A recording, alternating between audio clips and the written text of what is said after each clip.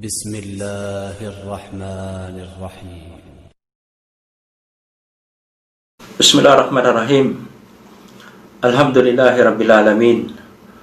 Wa sallallahu wa sallam ala nabiyina Muhammad wa ala alihi wa ashabi ajmain. So alhamdulillah, ito ang pagpapatuloy natin ng pagpapaliwanag na aklat na kitab at-tauhid na iniwan natin sa center inshallah. Pagpapatuloy ko dito sa bahay inshallah. Na sinabi ng muallif rahimahullah, babu ma jaa fi himayatil Mustafa sallallahu alaihi wasallam janabat tauhidi wasaddihi kulla tariqin yuwassilu ila syirk. Sabi rito ng muallif rahimahullah na ang himaya ng Mustafa, ma jaa fil himaya al Mustafa. So ang sabi rito muna, kung ano ang dumating sa atin magmula sa kitab at saka sa sunnah, sa Quran at saka sa sunnah, pihimaya. Kung ano ang pangangalaga o pangangalaga at pag-iingat. Mustafa, ibig sabihin ng Mustafa ay ang Propeta Muhammad sallallahu alaihi wasallam. Ito siya sa kanyang mga pangalan na ibig sabihin ng salitang al-Mustafa, al-Khiyar o al-Mukhtar, ang pinili ng Allah subhanahu wa ta'ala. At lahat ng mga propeta ay Mukhtar o the chosen one. Ang unang-una sa lahat ay ang Rasul sallallahu alaihi wasallam. Sabi dito, ma jaa fi himaya. Himaya, brothers, ito ay isang napakalaging bagay na binigay sa atin na title ng muallif rahimahullah sa kanyang aklat. Na bilang isang Muslim, lalong-lalo na napakahalaga na pangalagaan natin ang ating akida. Unang-unang dapat talaga nating pangalagaan ay ang ating akida. Dahil kapag ang ating akida ay nasira o nahaluan o na-mix ng anumang uri ng halimbawa, kapag ito ay nahaluan ng shirk at ito ay nahaluan ng bid'ah, sira ang lahat ng ating mga pundasyon. Lalong-lalo na ang tauhid, dito nakasalalay lahat ang ating mga gawa. Kaya ang binigay sa atin ng muallif rahimahullah, himaya, na bilang isang Muslim, dapat talaga unahin natin ang ating akida. Lalong-lalo ng tauhid, ang unang arkan ng Islam, ang syurut, ang syahadatan. Ang unang arkan ng Islam, ang unang arkan ng iman, al-iman billah. Tapos ang unang syahadatu an la ilaha illallah Muhammad Rasulullah. So wala sa ating ibang pinauuna maliban dito, baging ang Propeta Muhammad sallallahu alaihi wasallam, binili niya sa mga sahaba ridwanullah alaihim bago maging ang Quran. Bago pag-aralan ang Quran, unahin muna ang pag-aaral ng ating iman o ating akida. Ibig sabihin ng salitang iman, akida. So kaya, ito ay napakahalaga na talagang pangalagaan natin, bantayan natin, proteksyonan natin. Kung ang isang tao na mayroong kayamanan o anumang bagay dito na pag-aari niya dito sa dunya, talagang ito ay kanyang pinoproteksyonan, pinapangalagaan. Na wag ito mapahamak, wag ito makuha sa kanya, wag ito maagaw sa kanya. Lalong-lalo na ang ating kaligtasan sa kabilang buhay. Ang tanging kayamanan na pinagkaloob sa atin Allah tabarak wa ta'ala upang maging maligtas tayo sa kabilang buhay, ang ating akida, ang ating iman, ang ating tauhid. Ang ating tauhid. So pagkatapos sabi dito ng muallif rahimahullah, janabat tauhid. Na talaga ang tauhid, ibig sabihin dito, janab, nasa side niya ang tauhid, at ang ibig sabihin dito, ang katayuan ng tauhid, ng katayuan ng iman billah, ang katayuan ng syahadatu an la ilaha illallah, ang katayuan ng la ilaha illallah. Dapat talaga ito ang unang-unang dapat nating pangalagaan. At pagkatapos, hindi lamang dito binanggit ng muallif na himaya, na pangalagaan natin ito, hapada, proteksyonan natin ito, bantayan natin ito mabuti. Sabi dito, wasyaddihi at ang Rasul sallallahu alaihi wasallam, ang Propeta Muhammad sallallahu alaihi wasallam, na binablak niya, hinaharangan niya, pinagbabawalan niya, kullu tariq, lahat ng mga daan o avenue o daan o mga means, yuwasilu ila syirk, na magdadala o mapupunta ang tao sa pagtatambal o pagsamba sa Allah tabarak wa ta'ala. Kaya kung pansinin niyo, nakalipas sa mga bab na piniliwanag natin, yung ibig sabihin, sobrang pagtataas sa mga salihin. Ang pagtataas sa mga salin, ito ang unang-unang naging sanhi ng shirk o pagsamba ng maliban sa Allah Tabarak wa Ta'ala na nabanggit nga ni Abdullah ibn Abbas nung ipaliwanag ang Suratun Nuh. Ganon din ang paggawa ng mga rebulto o estatwa o ng mga litrato o ng mga suwar. Ang litrato actually, hindi ito shirk, pero ito'y haram. Bakit ito pinagbabawal? Kasi ito ay wasila, ito ang daan papunta sa shirk. Kung pansinin natin ang pinagbulan ng shirk, pagkatapos ni Prophet Adam alayhis salam, sabi nga natin, 1,000 kurun, 1,000 taon na nakalipas, o 1,000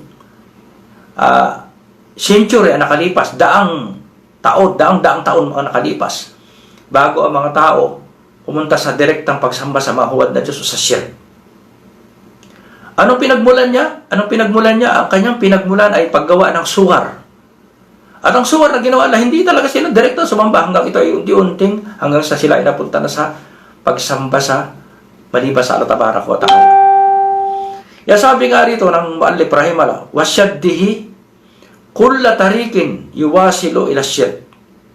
At binablak ng Propeta Muhammad sallallahu alaihi wasallam, hinaharangan niya ang lahat ng mga daan na magdadala sa tao papunta sa syirk.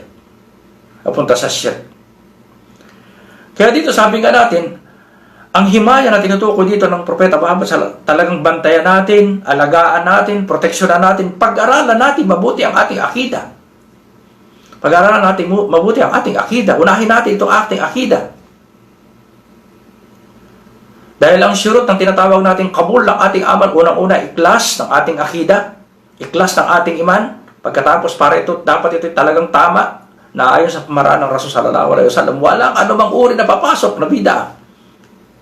Ano pa ang silbi sa atin ng kitab at saka ng sunna, ng wahi, ng nakil, ng revelation, kung maggagawa tayo ng sarili nating pamaraan ng ating ibada o anumang katuruan sa Islam. So, isa pa sa dito, sabi nga rito ng mga ulama, sabi rito, maja'a fil himaya, o maja'a fi himaya. Kung anong dumating sa atin magmula sa kitab at saka sa sunnah, para pangalagaan natin ang ating tauhid, o ang ating iman, o ating akida. Tinutukoy dito, pangalaga na wag itong ma-invalidate, mawalang bisa, dahil may mga gawain na nawakid ng Islam o ng iman. At unang-unang nawakid ng Islam ay ang shirk. Nagpapawalang bisa, maglalabas sa tao sa Islam ay shirk. O kaya naman, kung hindi man tayo, sakali man hindi tayo na maging nawakid o invalidate ang ating iman o ating tauhid, kapag gumagawa tayo ng mga minor shirk o kaya bid'ah o kaya maasi, ito ay yang kuso nagkapababa ng kamal ng ating iman o ng ating tauhid. Nababawasan. At sa patuloy na paggawa natin ng mga tinatawag nating bid'ah o minor shirk o kasalanan, maaring ito ang maging sanhi ng paglabas natin sa din. Kaya ang Propeta Muhammad sallallahu alaihi wasallam, sa isa sa palagian niyang dua, lalo sa kanyang sujud, ya muqallibal qulub tabbit qalbi ala dinik, na nagkokontrol ng aking kulub, na aking puso, panatiliin mo ako sa iyong din ng tauhid, din ng Islam. Hindi sa din ng kupor, hindi sa din ng mga shirk, ng mga musyrikin. Hindi sa din ng mga ahlul bid'ah. Kailangan panatiliin ang puso natin, ang ating kalb, ang kulub natin, na palagi nating ipanalangin sa Allah Tabarak wa Ta'ala, hilingin natin na tayo ay bigyan ng tabit ang ating kalb, na matatag sa akida ng mga ambiya at saka rusul at ng mga sahaba ridwanullah alaihim. Kaya sinabi ng Propeta Muhammad sallallahu alaihi wasallam, sabi niya, ana nabiyun mustafa, na siya ay pinili ng Allah Tabarak wa Ta'ala na para talagang ipakita sa atin ang priority na dapat natin unahin sa ating buhay, para mapangalagaan natin at wag tayong lumabas sa ating din, mapangalagaan natin ang ating Islam.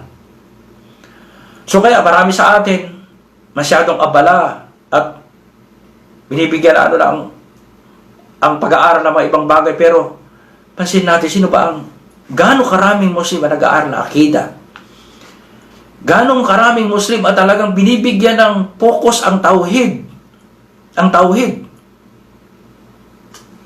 ang pag-aaral ng oneness ng Allah Tabaraka wa Ta'ala, bibihira lamang. Bibihira lamang. Kaya brother, ito ay napakahalaga, mga brother, mga sister, ito ay napakahalaga. Kahit gugulin natin ang buong buhay natin. Ang Propeta Muhammad sallallahu alaihi wasallam ginugol ang 13 taon focus sa tauhid. Maging sa Madina 10 taon, kahit kasama dito ang mga tinatawag nating mga ahkam, pero hindi siya umaalis sa tauhid. Bago siya mamatay, binilin pa niya ang tauhid. Na wag sisirain ang tauhid bago siya malagutan ng kanyang hininga. Kaya sabi dito ng Mu'allif rahimahullah, pagkatapos niya ibigay sa atin yung title na mo, sabi niya, wa qawlillahi ta'ala. Wa qawlillahi ta'ala. So yung mga taong walang ginawa kundi manira sa imam, sa mujaddid na ito, na hindi tinitingnan ang kanyang aklat kung anong nilalaman, sabi dito, wa qawlillahi ta'ala. Qala Rasul sallallahu alaihi wasallam, qala sahaba, qala salaf al-ummah, qala al-imam al-Bukhari, qala al-imam al-Shafi'i, qala imam Ahmad. Pero una-una sa lahat sabi niya, wa qawlillahi ta'ala. Ito ang tunay na burhan, ang kalam ng Allah Tabaraka wa Ta'ala. Ito ang ating masasandalan, ito ang ating mapangahawakan. Pagkatapos binigay sa atin ng mu'allif ang ayat sa surat At-Tawbah, sabi, laqad ja'akum rasulun min anfusikum asisun alayhi ma anittum harisun alaykum bil mu'minina raufur rahim. Sabi dito ng Allah Subhanahu wa Ta'ala, laqad ja'akum rasul. Dumating sa inyo ang rasul. Dumating sa atin ang rasul. So hindi natin kailangan anumang mga mamanahin natin sa ating mga minuno, mga pinapangaral sa atin ng ating mga tribo, ng mga tao, na kapag wala naman itong basihan, magmula sa Allah Subhanahu wa Ta'ala, hindi ito dinala ng rasul. Laqad ja'akum rasul. Dumating sa inyo ang rasul, na may daladalang revelation, may daladalang kitab, at pinaliwanag niya ang kitab. Pagkatapos sabi rito ng Allah Azza wa Jal, min anfusikum. Tinutukoy dito sa mga Arab, magmula sa inyong jin, sa inyong uri, mga Arab. Kalingwahin ninyo, at alam na alam ninyo ang kanyang pagkatao na siya ay talagang tunay na rasul. Kilala niyo siya magmula ng kanyang pagkabata, na siya ang taong sadik al-amin. Siya ang taong tunay. Ang lahat ng lumabas sa kanyang dila, na mga salita at hinilos ng kanyang katawan ay sadik, katotohanan, wala kasinungalingan. Wala kasinungalingan. So bakit tayo kukuha sa iba? Nang kalang mga akwal, ang kalang mga salita ay may halong kasinungalingan. Hinahaluan lang kasinungalingan at ang kalang mga gawa. Pero ang saying at ang galaw ng Propeta Muhammad sallallahu alaihi wasallam, ito ay puro katotohanan. Puro ito ay sadik. At sabi nga rito ng mga ulama, min anfusikum, hindi kayo pinadala ng angel o ng malaika. Dahil yung iba sasabi, sige, kapag ang dumating sa atin ay angel na magtuturo sa atin, makamaniwala tayo. Sabihin na naman ng mga tao, ganito naman kala-excuse.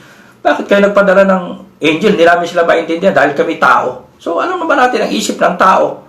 So, kaya talagang para wala tayong argument, pinadalan talaga tayo ng tao na katulad natin, Bashar.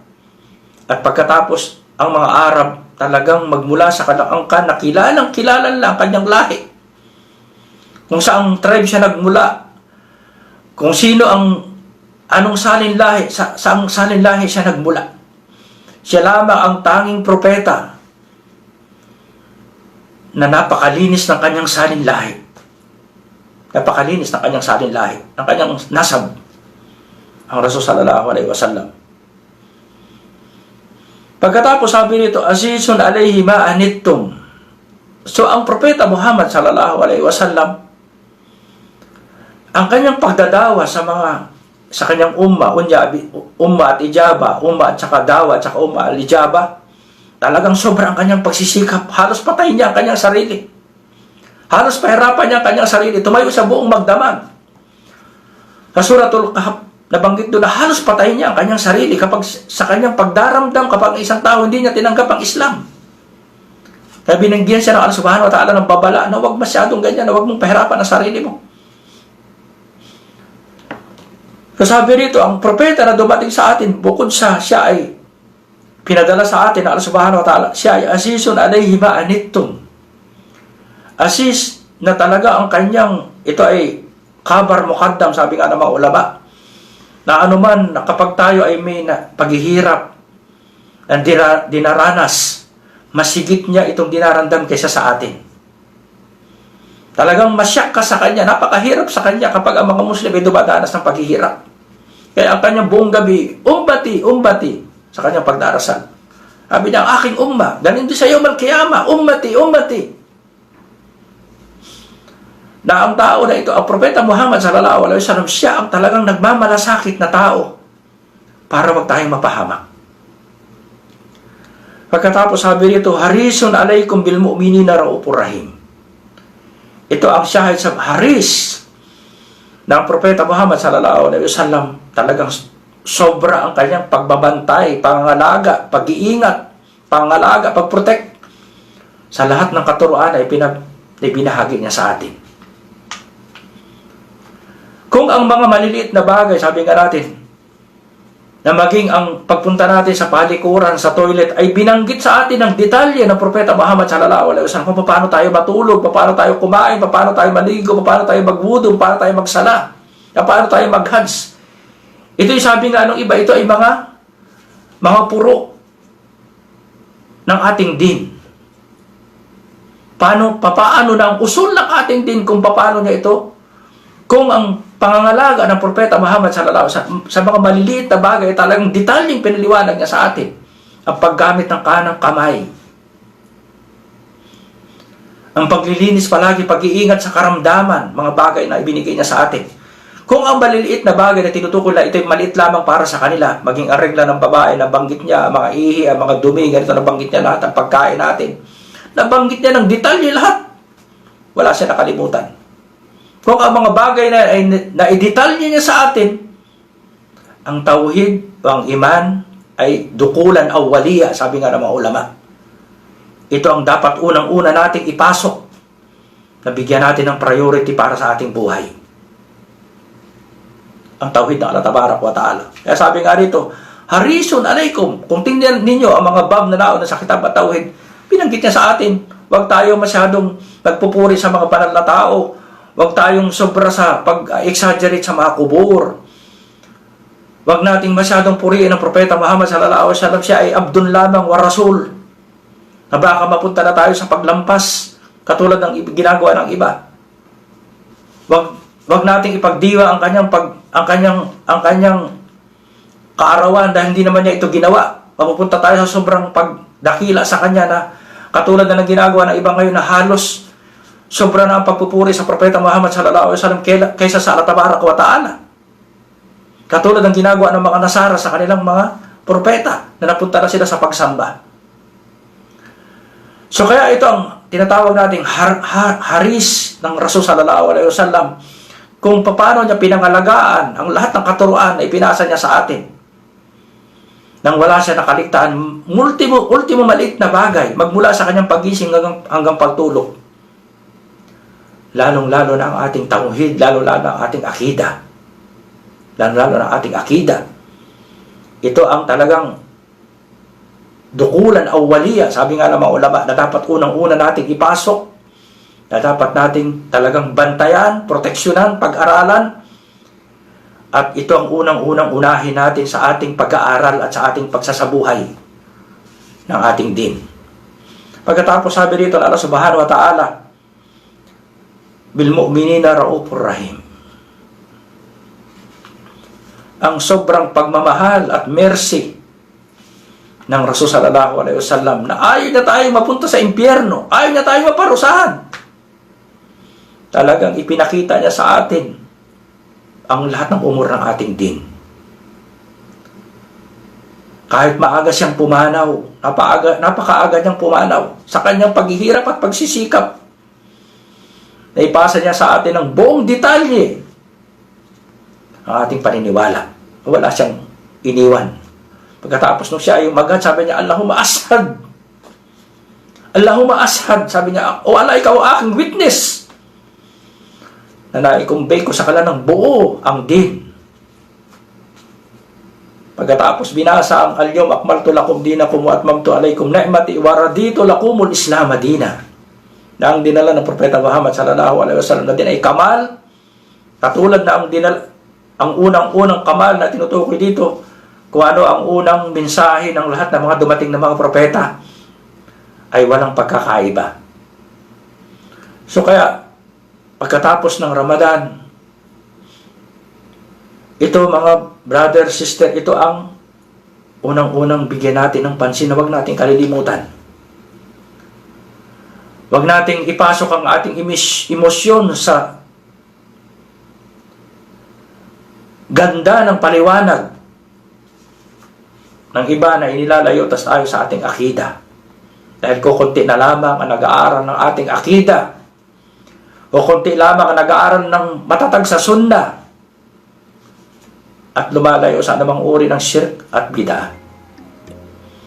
Inshallah tayo pagkalooban ng Allah subhanahu wa ta'ala na ipagpatuloy din natin ang aklat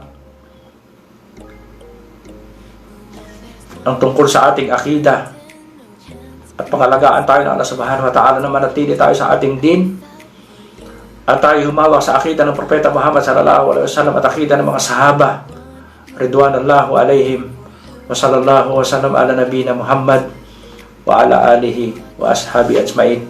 Assalamualaikum warahmatullahi wabarakatuh.